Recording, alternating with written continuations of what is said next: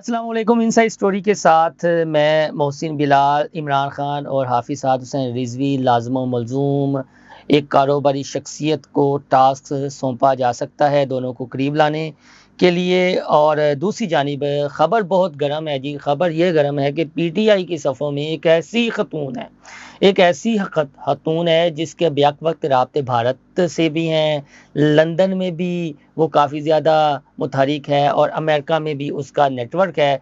और इमरान खान साहब की पॉपुलैरिटी को ख़त्म करने के लिए उस खतून का सहारा लिया जाएगा और उसके बाद अफवाज पाकिस्तान और भारत जो चाहते हैं वो हो जाएगा। ये कुछ हमारे साबिक जो अदारों के साथ वो बस्ता रहे हैं उन्होंने छोड़ी है, लेकिन इसके साथ साथ हमारे कुछ साफ़ी भी हैं, सीनियर साफ़ी, जब तक वो बड़ी से बड़ी गप ना मार लें उन्हें भी शायद नींद नहीं आती। तो उन्होंने कुछ इमरान खान साहब के हवाले से डील की बातें की हैं।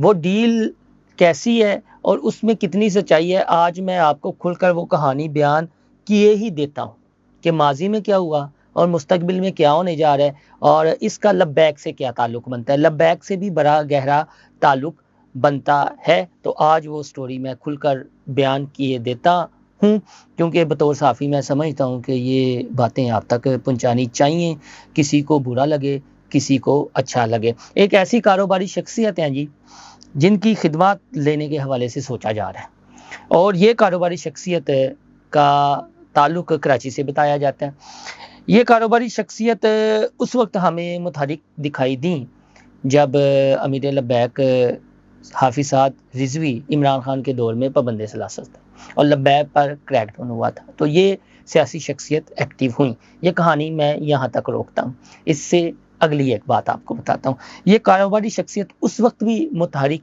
हुई जब इमरान खान साहब को गोलियां लगी, ज़मान पार्क में थे और वो अपने बयानिए से पीछे नहीं हट रहे थे, अफवाज पाकिस्तान पर तोपों का रुख किए हुए थे और उस वक्त मौजूदा army chief Hafiz general Asim Munir army chief बन चुके थे। तो ये ज़मान पार्क का चक्कर लगाते रही, कारोबारी शख्सियत आती और जाती रही, लेकिन इनकी पेश नहीं गई वो जो पैगाम रसानी थी। बाद में ये पता चला जी कि इसके जो हैंडलर्स हैं वो मौजूदा जो अस्करी क़यादत है उसमें से तो नहीं है, बल्कि जो साबकीन हैं वो हैं, तो ये पैगाम उनके ज़रिए इधर उधर होता रहा है। अब ये जो ग्रैंड अलायंस की बात चली है ना कि लब्बैक के साथ ग्रैंड अलायंस करके कोई ऐसा माहौल बनाया जाए और हुकूमत मुखालिफ नहीं बल्कि रियासत मुखालिफ तहरीक चलाई जाए, तो उसकी असल बात मैं 2014 में आपको लिंक करता हूँ कि जब 2014 में 35 पेंचर्स की बात हुई थी, तो उससे पहले पीटीआई 1 माह 2 माह हो गए थे कि उन्होंने धरने दिए हुए थे। इमरान खान जलसे करते थे और लाहौर का बड़ा मशहूर चौक है लालक चौक, डिफेंस में है जी, जहाँ से ये शुरुआत हुई थी असल में।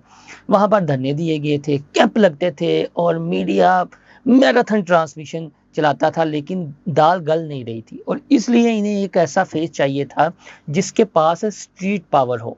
उस वक्त तक इमरान खान या पीटीआई के पास स्ट्रीट पावर नहीं थी, तो फिर डॉक्टर ताहिरुल कादरी का कंधा इस्तेमाल करना था। तो उनके आने से पहले माहौल बना दिया गया। यहाँ सानिया मॉडल टाउन हो गया 16 जून 2014, सानिया मॉडल टाउन हो गया और 14 अगस्त 2014 हकीकी मार्च और आज़ादी मार्च अमर्ज हो गया आपस में।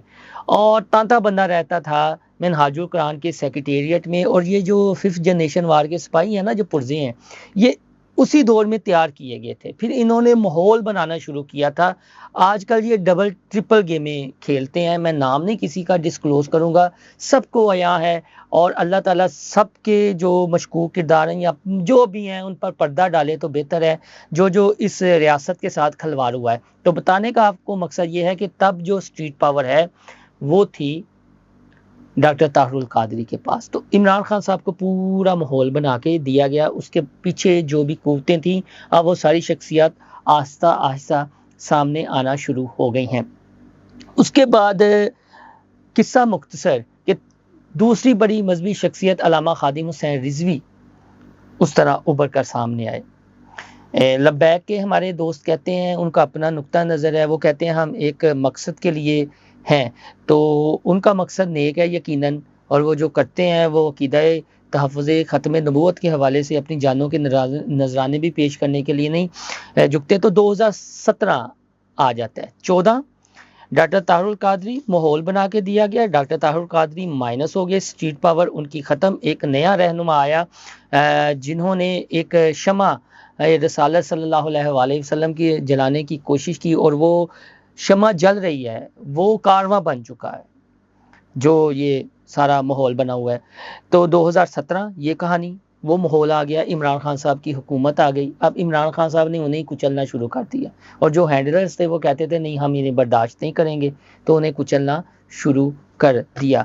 अब ये 2024 के इंतखाबात हैं, बात समझिएगा। 2013 के इंतखाबात, फिर 2014 का वाक़या हो जाना सानिया माराथन, फिर 2017 एन इलेक्शन से पहले, 2018 से पहले फैज़ाबाद धरना होना, और अब 2024 और इस ग्रैंड अलायंस की बातें हो रही हैं। चूँकि मौलाना फजल रहमान अब लब्बैक के अमीर और मौलाना फजल रहमान, ये दो चेहरे ऐसे हैं फ़िलहाल मौजूदा हालात में जो टफ टाइम दे सकते हैं इस्टेब्लिशमेंट को, हुकूमत को, और उनके लिए परेशानी का बायस बन सकते हैं। तो मौलाना फजल रहमान के जो किरदार है उस हवाले से मशकूक कुछ चीज़ें हुई हैं और ये कहा गया जी कि ये तो हो सकता है कि कल को हमारे साथ हाथ कर जाएं।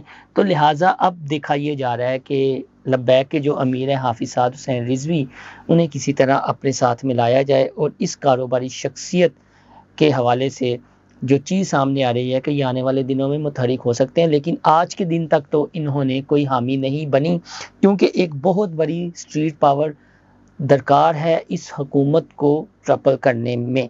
ये तो थी इसकी कहानी जो मैंने दबे लफ्ज़ों में आपको बताई है। उम्मीद है कि आप थोड़ा सा तो समझ गए होंगे। बाकी आने वाले दिनों में मज़ीद साथ साथ जो वाक़यात होंगे, जो वाक़यात का तसलसल होगा और जो नुक्ते से नुक्ता मिलेगा वो मैं आप तक मज़ीद शेयर कर दूंगा। अब ये जी आदर राजा हों या हैदर मेहदी साहब हों, इन्होंने एक नई छोड़ दी है, इमरान खान माइनस इमरान खान, इस्टेब्लिशमेंट, भारत, ये वो, इस बात को भी यहीं पर ख़त्म करते हैं। वो खतून, कोई कह रहा है बुशरा बीबी हैं, कोई कह रहा है जवाइमा खान हो सकती हैं, पता नहीं कौन हो सकता है। खैर ये तो एक साजिशी थीरी रचते हैं और पीटीआई के मासूम कारकुनान इन पर यकीन करना शुरू हो जाते हैं। लेकिन पीटीआई में ये बात या उनके रहनुमाओं में ये बात ज़रूर पाई जाती है, शुकूक व शुबहात हैं कि इमरान खान साहब आज जो अडयाला जेल में है तो इसकी सबसे बड़ी वजह बुशरा बीबी हैं। बुशरा बीबी का मशकूक किरदार है। ये पीटीआई के रहनुमा उन दिनों में भी कहते थे कि जब ये रजीम चेंज हो रही थी या जमान पार्क में इमरान खान साहब उसके बाद आकर बैठे हुए थे या मौजूदा army chief Hafiz general Assam Munir वाला मामला हुआ था, तब भी इस मशकूक किरदार के हवाले से बातें होती थी। लेकिन चूंकि इमरान खान साहब का उन पर अंदर यकीन है तो वो खुलकर बात नहीं कर सकते थे। बस आहिस्ता आहिस्ता अब ये सारी बातें खुलना शुरू हो गई हैं और आने वाले दिनों में मज़ीद इस बारे में कुछ और लोग भी इंकशाफात करने जा रहे हैं। अब आ जाइए हमारे 3 से 4 जय्यद साफ़ी, जिन्होंने कहा है जी कि मुज़ाकरात के लिए खान साहब ने मारे। तो पाकिस्तान में ना इस्टेब्लिशमेंट और इमरान खान साहब के दरमियान एक ही शख्सियत है फ़िलहाल मौजूदा, यहाँ पाकिस्तान में, बाहर से नहीं मैं कह रहा, पाकिस्तान में एक ही शख्सियत है जो सहूलतकारी कर सकती है, लेकिन वो शख्सियत भी तैयार नहीं हुई। उनका एक जुमला है कि जब तक बच्चा रोए ना तो माँ भी दूध नहीं देती। और ये मुज़ाकरात अगर करने भी पड़े ना, मुज़ाकरात या पहल करनी भी पड़ी या मामलात हुए भी, तो वो अडयाला जेल से ही होंगे, कैदी नंबर 804 की जानिब से। और DGISPR की जो प्रेस कॉन्फ्रेंस है ना, उसे हरफ़े आखिर ही समझा जाए।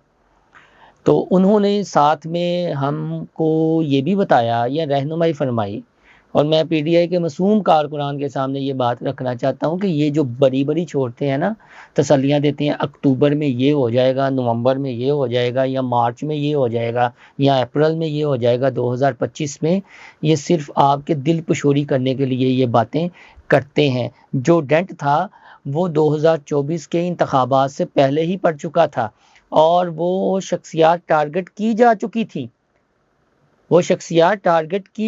थी, और ये जो इलेक्शन का सारा माहौल बनाया गया था या चीज़ें बनाई गई थी तयशुदा अमर के तहत थी।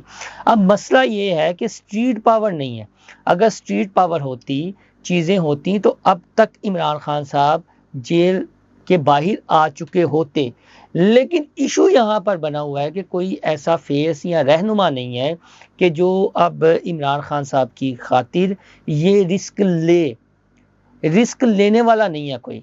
2011 हो या 14 हो या फिर उसके बाद जो माहौल बनाया गया या बनाया जाता रहा हो, तब जो है ना हैंडलर थे पीछे, अब वो नहीं है। और एक और बात, एक और कहानी मैंने पूछा उनसे जी कि ये मुझे कहानी बताएं, ये जो कहा जा रहा है कि जी पैगाम पहुंचाया गया है कि ਤੁਸੀਂ जनरल बाजवा ਨੂੰ ਵੀ ਇਹ ਕਰ ਦਈਓ, जनरल फैज ਨੂੰ ਵੀ ਇਹ ਕਰ ਦਈਓ, फलाने ਨੂੰ ਵੀ ਇਹ ਕਰ ਦਈਓ, फलाने DGC ਨੂੰ ਇਹ ਕਰ ਦਈਓ, फलाने ਨੂੰ अपने ताई कुछ कर दईओ, लेकिन मैनू कुछ ना क्यों। कहते हैं वो झूठ है, गप है, जिस पर PTI के मासूम कारकुनान यकीन कर लेते हैं और फिर मिडिल क्लास फैमिली के जो नौजवान हैं, बच्चे बच्चियां हैं, वो उनके हाथों खिलौना बनकर इस्तेमाल होना शुरू हो जाती हैं। और ये जो डिजिटल दहशतगर्दी है या मामलात हैं, उसको इस तनाजुर में बहकाया जाता है। अब ये जो मामला है, एक और बात उन्होंने ऐड कर दी कि ये जो चीज़ें हो रही हैं ना, ये जो बातें होती हैं, और सहाफ़ी असल में राय आमा बनाने की कोशिश करते हैं, लेकिन जैली जो गप्पे मारते हैं, जिनके पास इंफॉर्मेशन नहीं होती, जो अब रांदा दरगाह हो चुके हैं, लेकिन उन्होंने भी इस माहौल में अपने आप को ज़िंदा रखना है। तो जब तक वो इमरान खान साहब के हवाले से और उसके बाद लब्बैक के हवाले से कोई बड़ी से बड़ी गप ना छोड़ दें, उन्होंने रोटी हजम नहीं होती। वजह की है, वजह यह है कि डिजिटल मीडिया है ना, और डिजिटल मीडिया में जो कहते हैं, जो चीज़ें हैं, जो व्यूज़ हैं, कहाँ से मिलते हैं। तो इस वजह से अब ये सारी कहानी या एक प्लाट बनाया जा रहा है कि कोई इस तरह का माहौल बन जाए कि ये दोनों लाजम मलजूम हो जाएं और चीज़ें हो जाएं। फ़िलहाल ऐसी कोई दूर दूर तक कहानी नहीं है, कुछ भी नहीं हो रहा, कोई मुज़ाकरात नहीं हो रहे, कोई माफिया तरले मिन्त नहीं हो रहे, और कोई नहीं जी कि ये अक्टूबर में इमरान खान रिहा हो जाएगा या मार्च में जो माहौल बनेगा। ये जो पाकिस्तान की सियासत है ना, आखिर में बात वाइंड अप करूँगा, जो पाकिस्तान की सियासत है, इसमें चंद सालों से अक्टूबर और नवंबर के महीने इंतहाई अहम समझे जाते हैं, और उनका जो रिज़ल्ट है वो निकलता है उससे अगले साल मार्च या अप्रैल में। ये एक बहुत बड़ी दास्तान कहानी है। मैं चाहता हूँ कि ये फैक्ट्स के साथ और डेट्स के साथ आपके सामने रखूँगा। 2017, 18, 19, 20, 21, 22, 23, 24 और आगे 25, ये 9 साल। इसका तो मैं कई मामलात मैंने देखे हुए हैं और चीज़ें रिकॉर्ड की हुई हैं, वो सारी फैक्ट्स के साथ कब क्या क्या माहौल बना वो आपके सामने रखूँगा, क्योंकि मैं नहीं चाहता कि मैं हक़ाइक़ से हटकर आपके सामने कोई बात रखूँ, ना मुझे कोई बड़ी गप छोड़ने की ज़रूरत है। और जो सूरतकार है ना, दो मैंने बताए हैं कि पाकिस्तान में एक तो कारोबारी शख्सियत और एक वो जिनके बारे में मैंने कहा है कि पाकिस्तान में बाहर से नहीं है, अगर कोई किरदार किसी ने अदा किया तो वो शख्सियत होंगे, उनके नाम भी इंशाअल्लाह ताला आपके सामने डिस्क्लोज़ करूँगा।